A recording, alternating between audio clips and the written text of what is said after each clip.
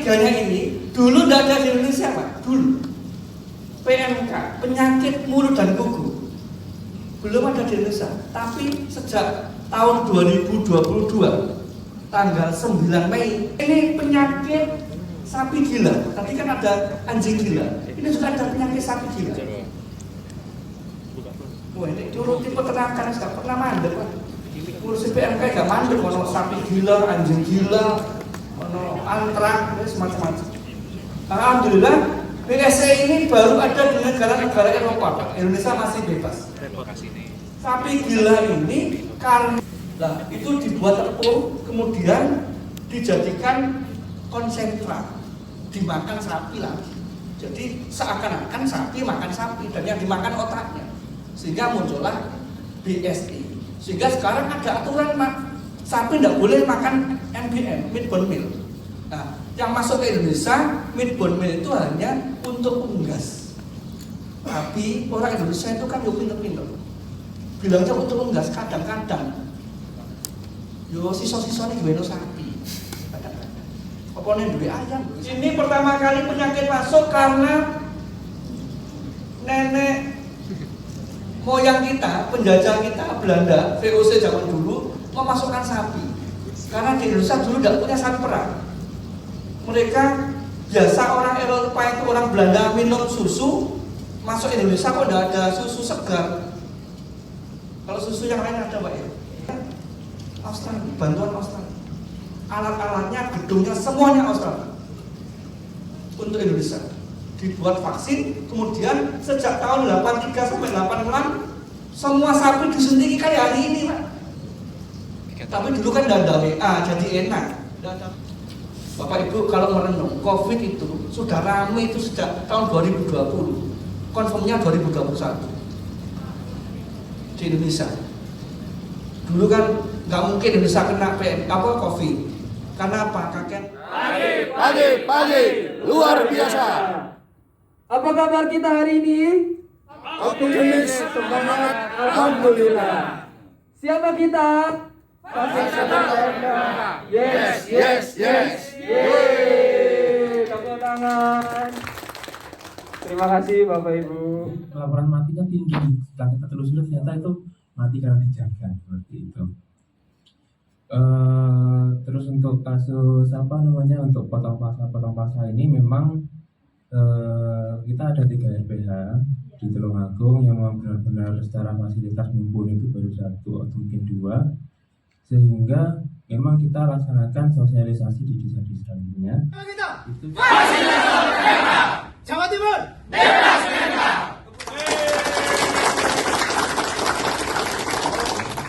itu bisa disemprotkan ke lingkungan untuk peralatan seperti itu, dan juga memang itu sekaligus juga kita berikan kepada masyarakat untuk sekiranya nanti terjadi kasus seperti itu untuk treatment secara mandiri. Ya, di kandang untuk kandang. Iya, di kandang, atau mungkin di lukanya seperti itu. Biar tidak tergantung sama kita kan, maksudnya gitu, harus mandiri. Karena pada awal-awal desa sendiri kan juga minta bantuan desinfektan. Ya. Sedangkan kita posisi saat itu juga stok desinfektan juga terbatas, sangat terbatas. Ya. Kita tujukan untuk istilahnya daerah-daerah yang pada saat itu masuk kasus pertama kali. Untuk pencegahan maksudnya. Jadi kita juga memberikan pernyataan sosialisasi tersebut agar desa pun juga dapat mandiri memberikan pengadaan barang terkait. Itu biasanya titik akhirnya itu ketemunya di Probolinggo. Iya benar-benar. Kalau lewat Suramadu itu lebih gampang apa enggak? Lebih susah. Oh. Mereka malah makin kucing-kucingan, katanya pedagang itu ya lewat sampai jam 3 malam baru bisa melintas. Karena diperiksa oleh checkpoint sana. Oh, malah lebih gampang lewat laut. Oh, makanya pengiriman itu kalau ke Situbondo itu seminggu 3 kali, seminggu 2 kali gitu. Lebih sering ya berarti. Iya, lebih sering.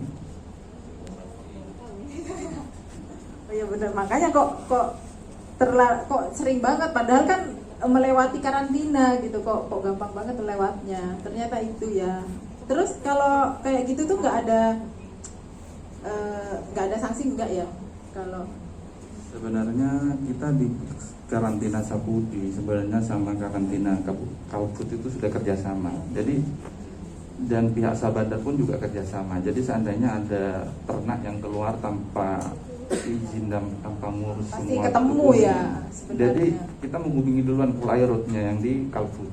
Iya, iya. Jadi otomatis di sana sudah dijaga, belum datang aja sudah Iya benar. dijaga duluan. Itu jadi lepas jangkar lagi itu. Jadi belum bongkar, Belum bongkar. mereka Iya. balik lagi akhirnya gitu. Ujung-ujungnya mereka balik Balik ke Sepudi lagi. Sepudi berarti. lagi. Oh berarti memang itu pulang ya, bukan nanti Ada yang pulang, ada yang langsung ke Pelabuhan Dungke Dungke di Sumeneb. Oh gitu. Jadi nganu ya, apa namanya? Tapi tetap kembali. Intinya kembali. Kayo boy. Ternyata, waduh, kalau sudah berhubungan dengan penindakan itu pasal-pasal sitok-sitok gini caranya membaca pasal ini. Jadi memang kita belajar kembali legislasi veteriner caranya. Selanjutnya materi selanjutnya yaitu ini ya, panduan pemotongan hewan kurban. Karena mau nggak mau ya semoga namanya wabah PMK ini semoga nggak sampai ke Idul Kurban tahun 2023. Tapi kan tidak Pak provinsi itu yang turun ke kandang yang ukur.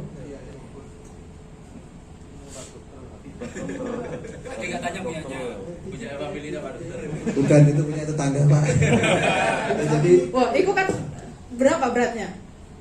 1,3 kalau tidak salah. Oh, 1,3. Punya sendiri kalau apa? Nah kebetulan ya punya tetangga terus ya masih saudara lah itu. Oh iya. Dokter tetep itu Pak, dokter tetep. Bang Timbang masih jadi gol yang punya itu. Oh, itu gimana? Soalnya kan saat itu kan memang wis terkepung gitu kan. Oh, itu ya security-nya ketat itu. Oh, Ibu. monggo cerita ayo. Benar. Ini soalnya Kita kan 2 kali gol itu. Yang satu ya punya tetangga, satu punya saudara.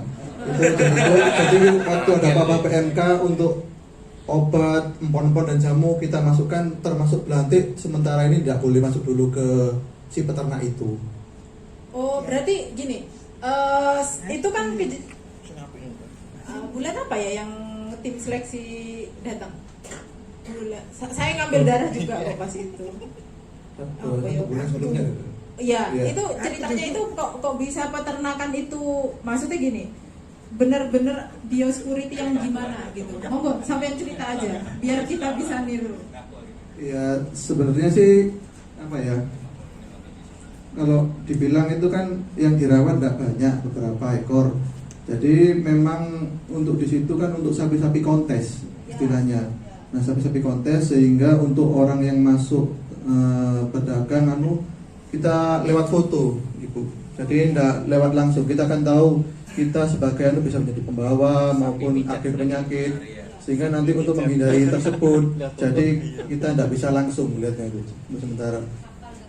Memang bener-bener ya, berarti dari pertama itu Iya, ketat banget iya, dan memang. membatasi pergerakan itu ya, Iya, kuncinya ya. Iya. Jadi, Kunci pencegahannya. ya saya beri advice untuk itu sehingga daripada 100 juta hilang, mending membatasi Oh, berarti tetangga. regone 1 juta. Berarti milik sendiri ya. Payune 1 juta berarti. Ketemu ya. Iya, soalnya gini, pas itu punya situ Bondo itu 2 ekor yang diseleksi gitu. Habis itu terkepung itu, habis diseleksi, wes daerah sekitarnya sakit. Untungnya divaksin duluan, ndak roboh. Yang satunya itu sampai 2 bulan sakitnya itu. Kalau sapi besar itu kan tambah ngeri kan ya. Maksudnya kok kalau sudah ambruk itu, soro. Iya benar. 2 bulan bisa berdiri itu alhamdulillah. Kalau enggak itu kan bosok. Iya, memang benar-benar kalau sapi besar itu ekstra biosecurity ya berarti ya. Terus sampai nggak vaksin ya karena sudah mendekati hari ya.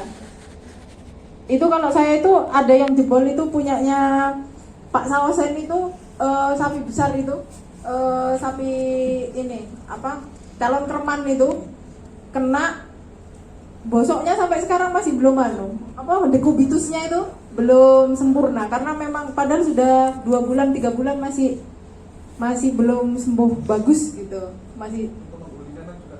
Iya bener itu kenanya ya karena dilihat dagang itu. Masyarakat walaupun mau hajatan pasti manggil kita. Kalau dulu kan nggak manggil, paling kalau manggil periksa kebuntingan, takut pas disembelih ada anaknya gitu aja. Biasanya gitu kalau dulu. Tapi kalau sekarang nggak, mau diperiksa lengkap, mau minta surat. Sampai orang-orang yang mau nyembelih itu ke kantor desa, nanti sudah didaftar itu namanya siapa aja yang mau minta periksa, diajukan ke puskeswan. Jadi kita tinggal datang, diantarkan sama Pak kepala dusun untuk meriksa gitu. Jadi memang kesadaran masyarakat ini tinggi. Kayaknya kalau di COVID itu susah banget ya, tidak boleh berkumpul, harus pakai masker, kayak susah. Kena giliran PMK, muat mana tenang. Jangan digembalakan. Iya. Untuk rekomendasi itu apa memerlukan biaya? Maksudnya peternak itu memerlukan biaya lagi? Kalau untuk Kabupaten Situbondo nggak boleh Bu, harus gratis. Iya gratis. Saya yang soalnya Bu, kalau rekomendasi perdagangan untuk dagang ya Bu, luar daerah itu kan hanya dokter hewan yang ditunjuk yang boleh. Jadi saya hanya sebagai pemeriksa, tapi dokter hewan yang tanda tangan di surat itu bukan saya cuma sebagai pengantar pemeriksa aja gitu loh Bu. Kalau untuk untuk pemeriksa, untuk ngirim maksudnya, karena ada dokter hewan yang sudah ditunjuk oleh SK gubernur kalau yang untuk pengiriman luar kabupaten, dan ada SK dari kabupaten juga gitu. Jadi nggak semua dokter hewan. Jadi makanya dokter hewan yang berwenang dan ditunjuk itu bukan dokter hewan biasa seperti saya gitu. Saya tugasnya hanya memeriksa. Kalau memeriksa saya periksa sudah, tapi tanda tangan saya ini tidak mempunyai kekuatan hukum yang lebih gitu loh Bu. Ada tidak melewati satu meja aja, per meja-meja. Kalau itu sudah aturan ya Bu ya. Jadi mungkin gini, kalau dokter hewan yang berwenang dan dokter hewan yang ditunjuk itu kan satu kabupaten biasanya 2 orang. Jadi untuk perwakilannya mereka mesti dokter hewan lapangan yang suruh ngecek, nanti hasil pemeriksaannya dibikin laporan, dibuat ke dinas yang mengeluarkan surat yang mau proses gitu.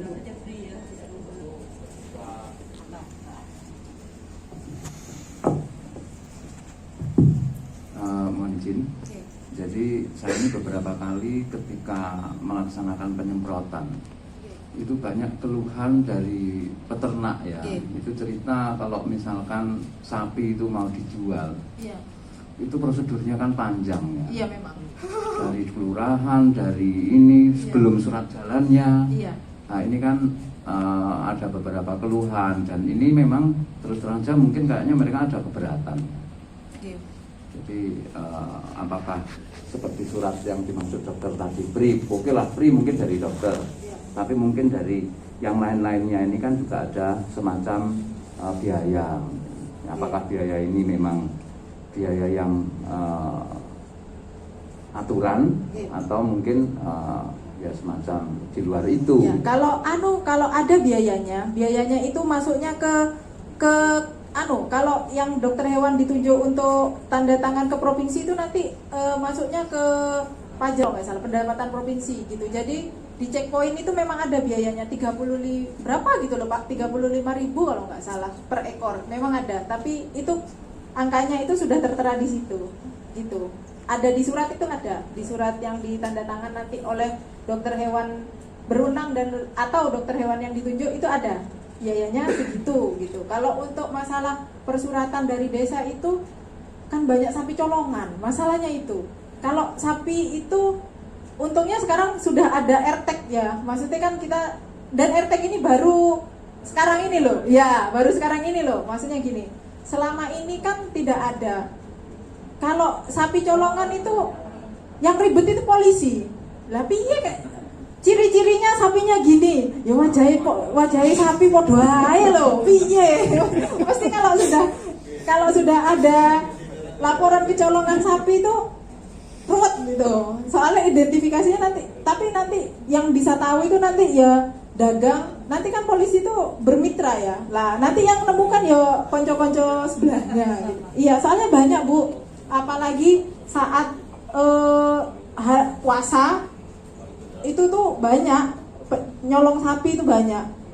Di satu ya Bu ya, sakret gitu itu, sakret rumah gitu itu kadang 3 semalam itu Bu, gitu. Kalau puasa itu banyak. Nanti ketemunya itu nanti di Probolinggo, padahal nyolongnya di tempat saya dekat Banyuwangi gitu. Wes pokoknya wes polisi ini aduh wes gitu. Soalnya kan gimana kalau ada identifikasi ternak itu enak Bu. Wajahnya sapi kan sama aja ya. Jadi bingung. Terus kadang gini, kalau saya itu kan banyak digembalakan di hutan. Jadi disembelih, yang diambil itu cuma itu samper gitu, pokang itu loh Bu, sama olor di sini. Jadi yang lain ditinggal.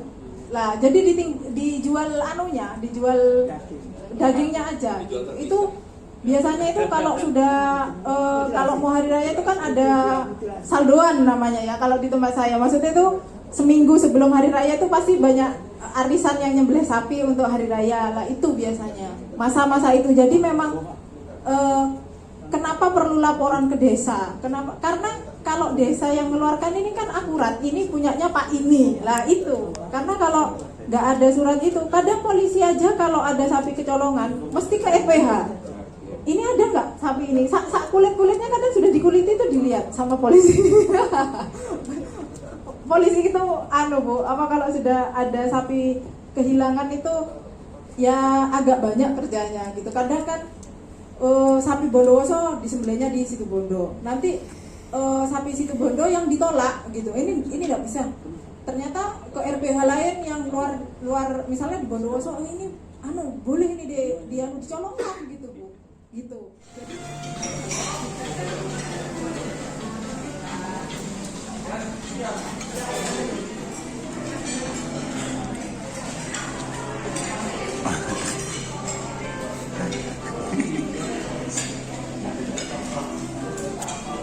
Kuda.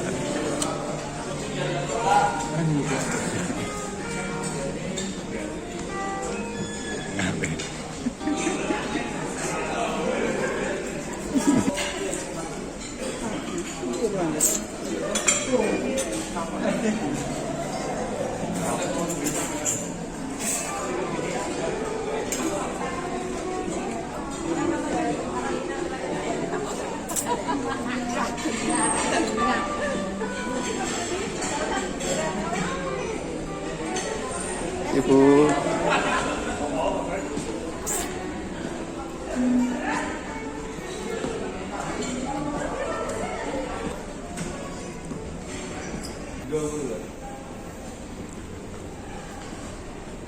Iya lan tentu. Lan tentu begini.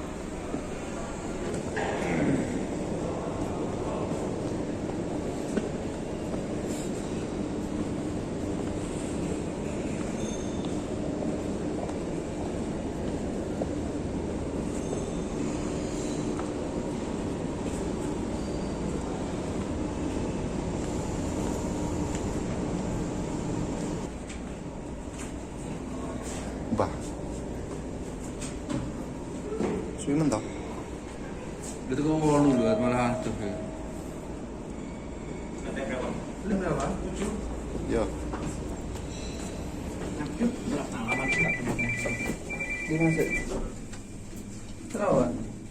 Makasih. Nggih.